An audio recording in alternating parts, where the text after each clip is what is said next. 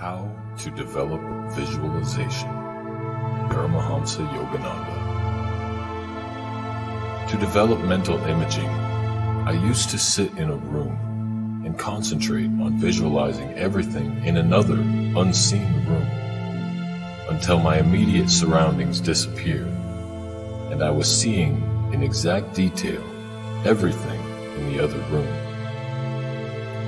By practice, develop proficiency in visualization, concentrating the mind's eye on what you wish to achieve, and devisualization, banishing any images that distract you from what you are concentrating on.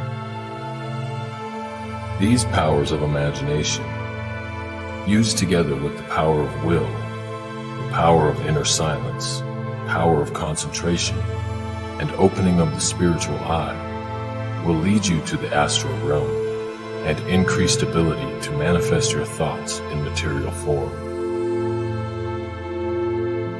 Such is the power of thought, the Lord's creative principle that brought everything in the universe into manifestation.